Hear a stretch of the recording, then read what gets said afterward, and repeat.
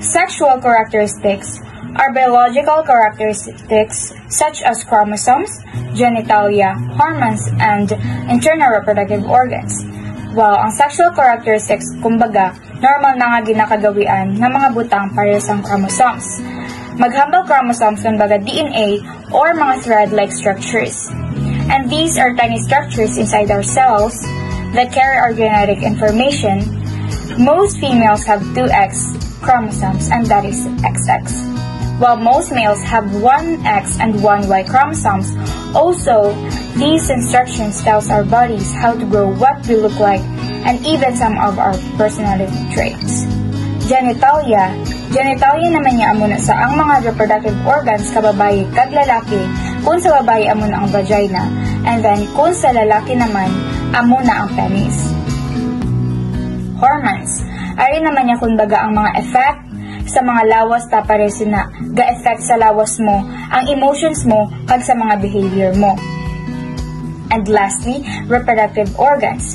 Amo naman na iya ang tissues, glands, and organs nga involved sa pag-produce offsprings or children, kay syempre, lain naman para sa lalaki.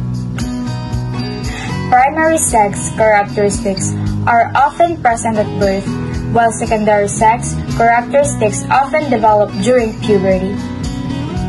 While primary sex characteristics, amo na siya ang mga ga-develop during present at birth, kumbaga pagbata simo.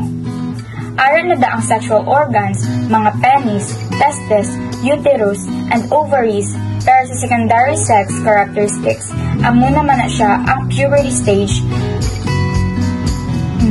ang gaka-develop na maturity sa isa ka bata.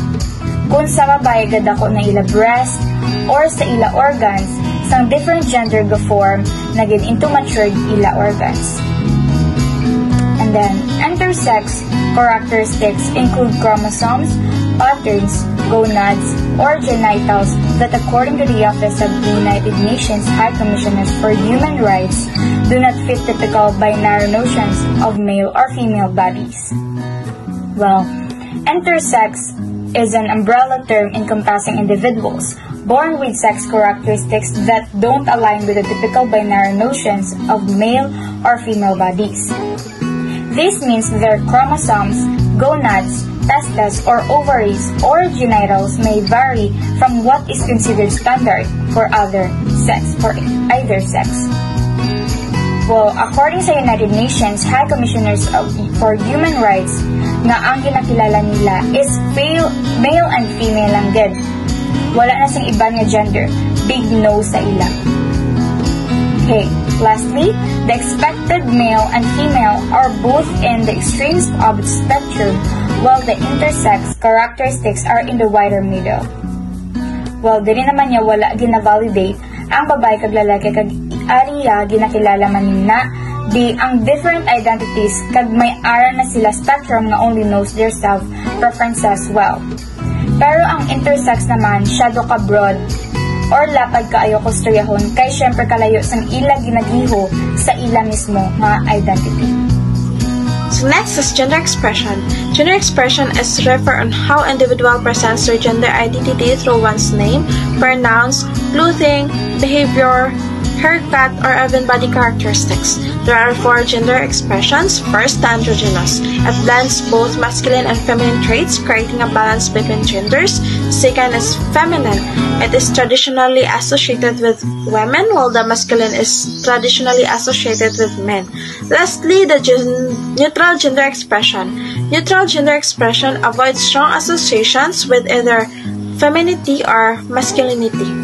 The difference between androgynous and the neutral gender expression is the androgynous, instead of avoiding gender traits, it blends both and embraces them, while the neutral gender expressions, it downplays the gender traits, making it hard to associate with either masculine or feminine.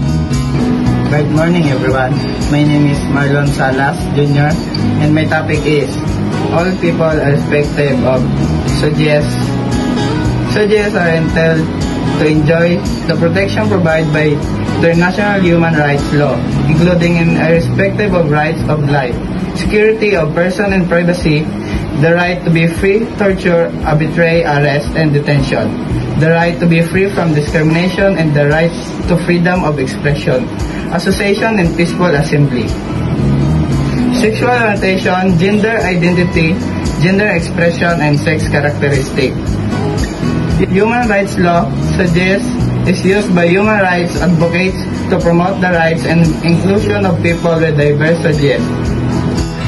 The core legal obligation of state with respect to protect the human rights of people with diverse suggestions include obligation to protect individuals from homophobic and transphobic violence, prevent torture and cruel, inhuman and degrading treatment, repeal law criminalizing homosexuality and transgender people, prohibited discrimination based on sexual orientation and gender identity, safeguard freedom, expression, association of people. Homophobic is a term used to describe the fear or discomfort towards people who are lesbian, gay, or bisexual. Transphobic is a discrimination against people whose identity as transgender or gender non-confirming.